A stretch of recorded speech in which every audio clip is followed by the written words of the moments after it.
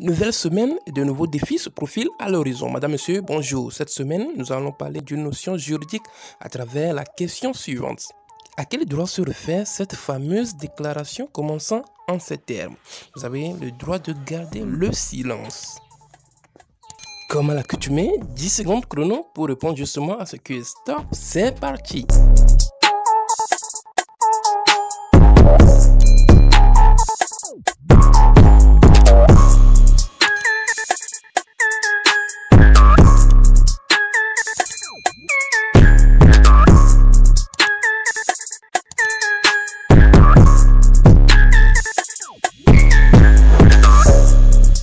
Eh bien, vous l'avez trouvé, j'espère. Sinon, la bonne réponse, c'est les droits Miranda.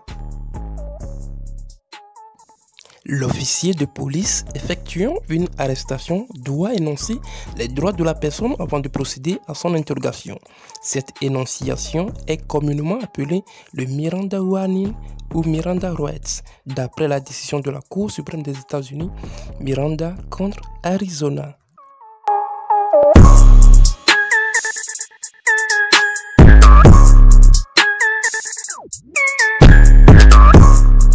La Cour suprême a statué qu'une fois qu'on l'a informé de ses droits, un suspect se doit de déclarer clairement qu'il souhaite garder le silence. Au moment où une personne est arrêtée ou détenue, elle a le droit de garder le silence. Les policiers ont même l'obligation d'informer la personne de ce droit. Dans un tel cas, ce qu'elle dit aux policiers pourra être utilisé contre elle au procès.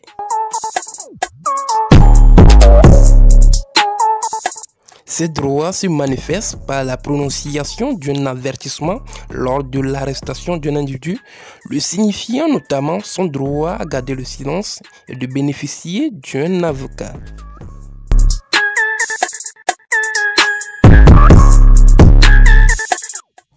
Suivons donc le contenu de ce fameux droit.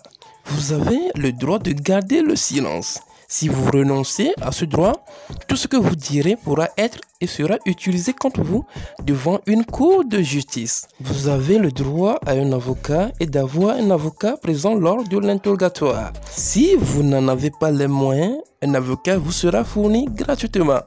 Durant chaque interrogatoire, vous pourrez décider à n'importe quel moment d'exercer ces droits, de ne répondre à aucune question ou de ne faire aucune déposition.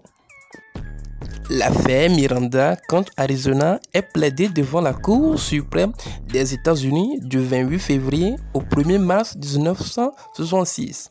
La décision est rendue le 13 juin de la même année. La Cour estime qu'étant donné la nature coercitive de l'interrogatoire lors d'une garde à vue, les droits de la personne interrogée doivent être garantis.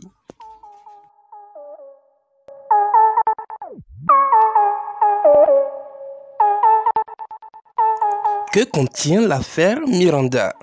Alors, je vous le laisse découvrir. Ernesto Miranda naît en 1941 à Mesa, en Arizona. Du niveau scolaire d'école élémentaire, il est fréquemment condamné et emprisonné. En 1962, il se trouve à Phoenix. Selon la police de cette ville, il aurait à plusieurs reprises enlevé et violé plusieurs jeunes filles.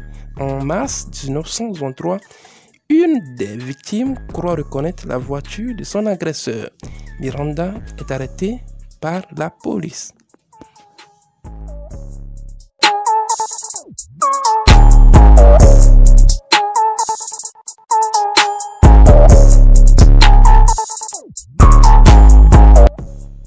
Au cours de l'interrogatoire, sans avoir été informé de ses droits ni être assisté d'un avocat, Ernesto Miranda avoue l'enlèvement et le viol. Lors du procès, le procureur utilise ses aveux comme moyen de preuve contre Miranda, qui est alors condamné pour enlèvement et viol. Son avocat, Alvin Moore, tente de faire rejeter ses aveux. Il fait appel de la décision devant la Cour suprême de l'Arizona, mais celle-ci confirme la décision en avril 1965.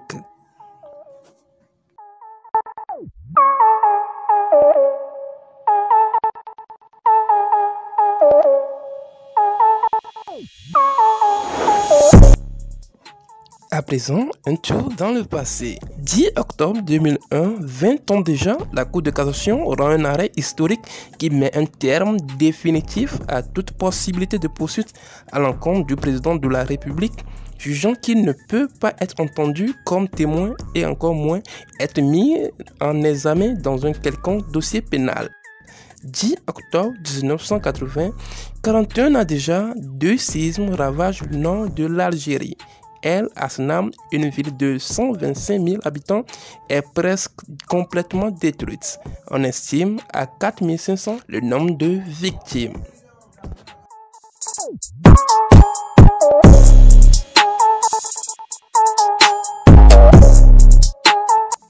Eh bien, n'oubliez pas de vous abonner si vous ne l'avez pas encore fait et d'activer surtout la cloche de notification pour ne rien rater de nos prochaines vidéos. Merci de nous avoir suivis. Au revoir et à la prochaine.